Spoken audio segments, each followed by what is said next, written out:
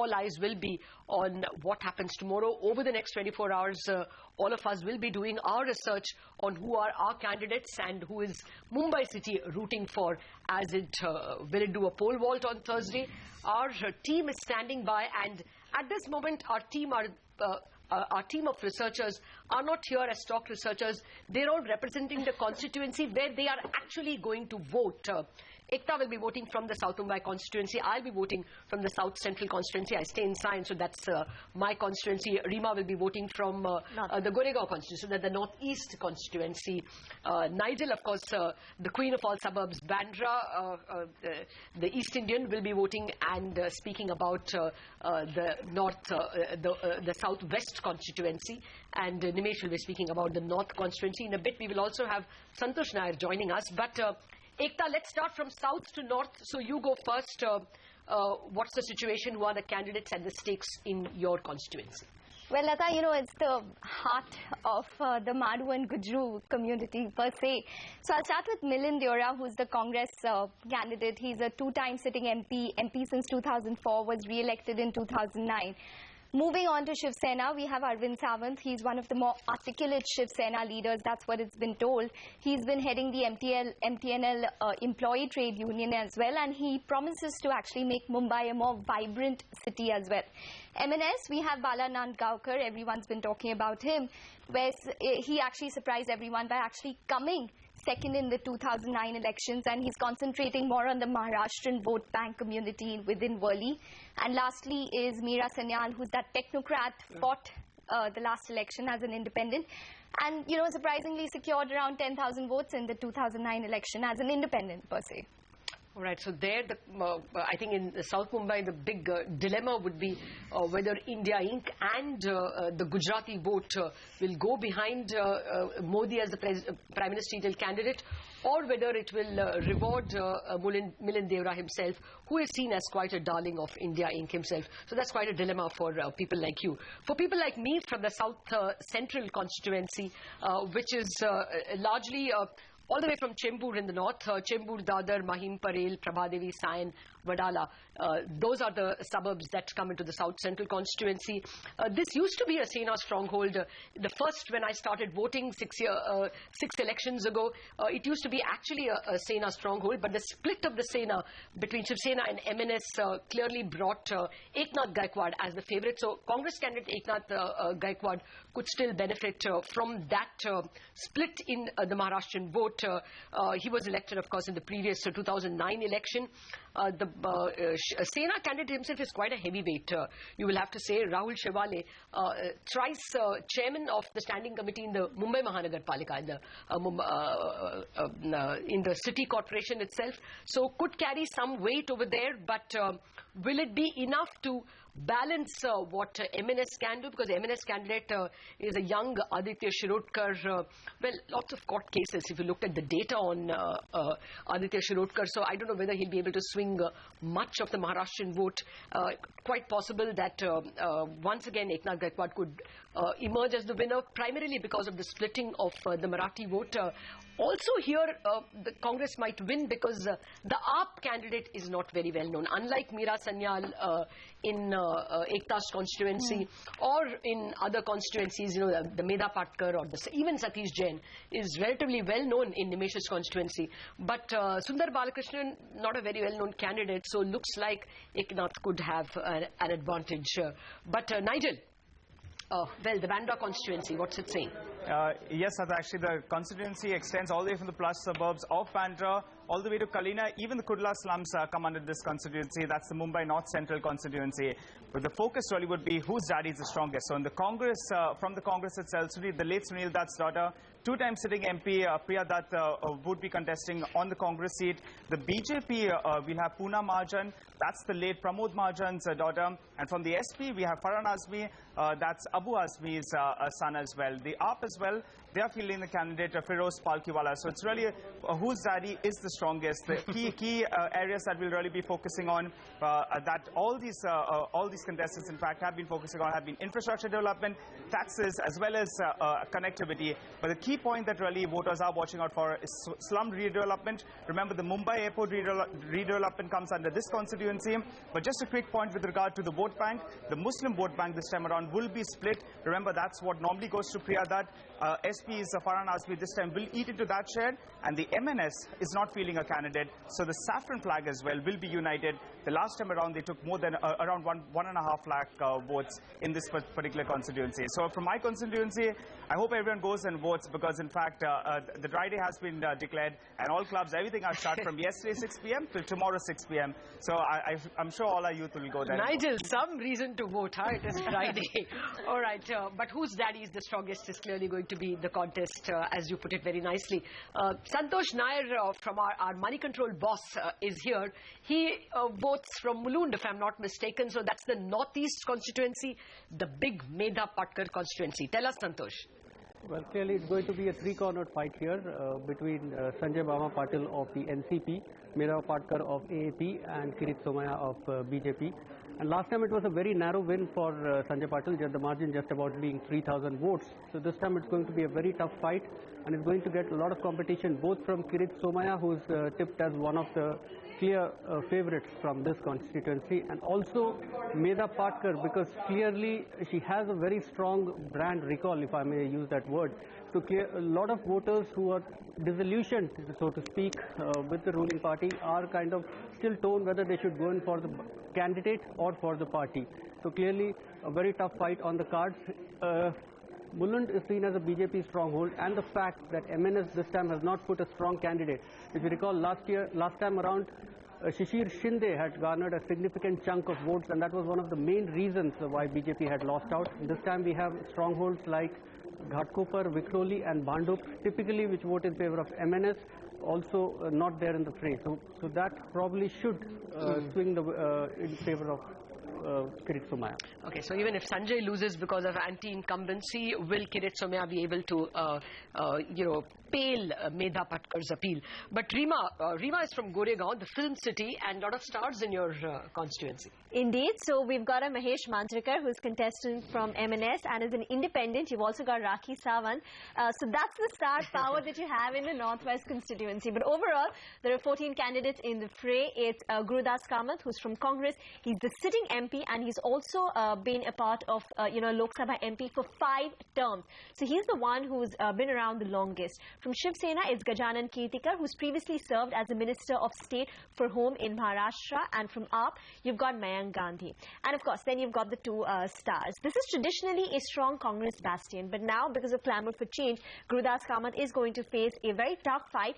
And one point that is spoken against him is that in the last 5 years, he's reportedly asked only one question. So, it's anti-incumbency plus, this performance in Parliament might work a bit against him. All right, but I think Nimesh's constituency is the only one where BJP is contesting on its own and not through Sena.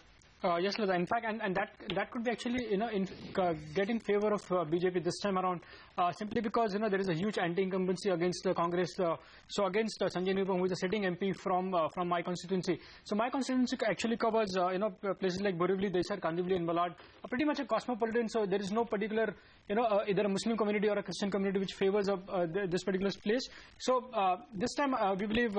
As I said, Nirupam will face a huge anti-incumbency against the Congress, so he might lose this. Last time he won simply because there was a split between BJP and MNS, and MNS this time is not feeling a candidate, so it might just be in favor of BJP. But the big question will be what Satish Jain does. He is a clean man, and there is a lot of support for him, especially from the Jain communities, the Gujarati and the Marwadi Jains, and they may actually slightly favor Satish Jain simply because he's a clean man, ex-fund manager from SDFC Mutual Fund. So maybe he might be a bit of a spoiled sport, but as things stand, it looks like this time BJP will benefit simply because of anti-incumbency and the fact that there is no MNS candidate or any strong candidate from other parties to have a contest. So looks like it's going to be a Gopal Shetty from BJP who might be having an upper hand in my In constituency. your constituency, unlike in Ekta's, the Gujarati and the Marathi vote can both go to the BJP candidate, but the point is how much can Satish Jain spoil? Lata, I just wanted to add on one point with regards to the South Mumbai constituency. In the previous election, we had the lowest voter turnout of only 41%. So that would be one thing to see whether they actually take advantage of this long weekend or they actually go out and vote. Okay, but it is India Inc.'s constituency, so this time they might come out simply because of the reverses in the economy. But I think people best placed to speak about how Mumbai will vote, and indeed, in fact, how Maharashtra will vote, because there are 19 other constituencies, important ones in Maharashtra, that are also voting. Kumar Ketkar, the senior journalist, veteran Mumbai and Indian politics watcher, and Girish Kuber, another veteran watcher, editor of Lok Satta, join in to take this discussion forward. Gentlemen, welcome. Thank you very much for joining in. Ketkar sir, first to you. How will Mumbai vote, you think? Anti-incumbency will be strong, or will the Sena-MNS divide blunt the edge of anti-Congressism? Well, actually, at the outset, it is necessary to recognize that Mumbai is not homogeneous city in terms of elections, or in terms of culture, or in terms of economics and politics. Mumbai actually represents equal to 6 states, if not 6 completely different communities, constituencies within Mumbai. So to say that Mumbai voted this way or Mumbai voted that way has absolutely no meaning, because there is no comparison at all, absolutely no comparison between South Mumbai and suburban Mumbai. Suburban Mumbai has working class still, and South Mumbai has all the industrialists, capitalists, traders, and so on and so forth. So actually there is a class structure inbuilt.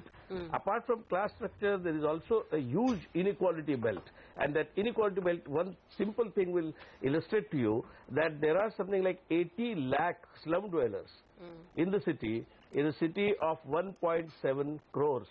80 lakh slum dwellers in the city, and that, I think, is the main crisis which will be faced by all the candidates.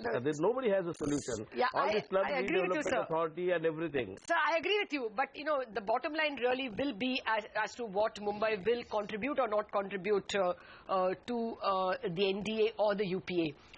What's your guess? How much might Congress be able to romp home at all? I think it will be 3 seats each, going by the present reckoning, and I don't think NDA will sweep the city or UPA will sweep the city. And UPA is essentially Congress except one. Okay. Hi, Girish. Thanks so much for joining us. The same question to you. Out of the 6 constituencies which goes to vote in Mumbai tomorrow, what is your estimate of how it's going to swing? How many can the UPA garner and how many can the NDA garner? Yeah, it's like mini India, looking at 6 constituencies in Mumbai, I mean, as rightly Mr. Ketkar pointed out. But the thing is that last election gave Congress 6-0 lead in Mumbai. So my guess is, considering the current kind of a mini wave in favor of Mr. Modi and all that, I will not be surprised if it is 1:5 or 2:4. So it's going to be a majority of NDA from Mumbai. And it's in the air, unless you don't want to see that. That's a different story. But it's in the air. People have already decided they're fed up with the whatever situation they are facing in. So it will be a kind of a clear verdict in favor of the NDA. That's absolutely certain. I have no doubt about it. Okay, but in that case, even you are giving a 1:5 or a 2:4. Where may Congress still hold its sway? Yeah. Yeah, because traditionally there are a couple of seats in Mumbai where because of the religious and the slum issue, Congress has always its vote share reserved for it. So, I mean, this is a very modest estimate. So there can be a major swing in favor of the NDA, because there's a kind of response that people are giving to various issues and a kind of atmosphere in the air. It looks, it will be kind of a real pro-NDA vote from Mumbai this time. Okay, so you're more going with 1:5 in that case, should I say? Sorry? Would you rather say that Congress would get just 1 seat? Yeah, it will be 1 or maximum 2. There will not be any major gains for Congress in Mumbai. And looking at the state, it will not be crossing more than 10 across the all 48 constituencies. It's tough time for Congress. Okay. Mr. Ketkar, this time around, AAP is making its presence felt in Mumbai, and plus you've got a few high-profile or well-known names. You've got a Medha Patkar, you've got a Meera Sanyal, who was around even in the previous time. So there is, a name recall, as for these two, candidates at least. How do you reckon AAP's performance will be in Mumbai, and can it swing or break or split the votes? Well, actually, AAP does have some kind of a sympathy in naive middle-class areas, but I don't think they have any electoral merit, and I don't think they'll make a mark in terms of winning any seat. Not they even may need Medha. a little bit of spoil sport. No, Medha can be a spoil sport mainly, but Medha's votes in any case this time were not going to Congress because there is large anti-Congress sentiment. But the benefit that the Congress will get in some of the constituencies is because of the split vote. Split vote between the Shiv Sena and the MNS, split vote between the non-resident Mumbaikars, but now becoming voters from north as well as south. They have different perceptions of Indian polity and Mumbai polity. For instance, those who are from south in slums, they always think in terms of Karunanidhi and Jayalalitha and Rajnikant and Vijaykanth and so on and so forth, while the people in the north who are settled in Mumbai now always think in terms of Mulayam Singh Yadav, Mayawati and so on and so forth. So their voting preferences are also influenced by what is happening in their home state. And that's why it becomes extremely difficult to identify how the trend is moving. Though general trend, seeing in the media as well as in the discussion in the drawing room debates, it is always NDA. However, every time there is NDA wave or perceived NDA wave, suddenly somewhere the Congress springs, and not Congress springs because it is popular. Congress is obviously not popular. This government is obviously not popular. So, this government has failed on every front, and Mumbai has been failed. Yeah, let us therefore go constituency by constituency and maybe come to a slightly more, concrete guesswork from the two of you. South Mumbai. Mr. Kuber, how might that contest go? Because over there, some parts of India Inc. have actually thrown their lot with Milind Devra, and that family has some kind of historical connections as well with India Inc. So will the Gujarati vote not go to the Sena candidate? I think Milind will escape through. Milind will be. So your 1:5 is really Milind. But he will. Yeah, that will be Milind. Okay. Yeah. Mr. Ketkar, what's your guess about my constituency, Sion? We have a genuine problem, the South Central constituency, because clearly the Maharashtrian vote is split. There is, at least Eknath Gaikwad got the advantage in 2009, and further split is not possible because the AAP candidate is not known at all. So, will Gaikwad have an advantage because of the split of the non-Congress vote or the Modi vote? Actually, Gaikwad will have the same advantage that Milind Devra has for different reasons. Actually, when we think of South Mumbai constituency as rich man's constituency or capitalist constituency, the percentage of vote that these people contribute is quite limited.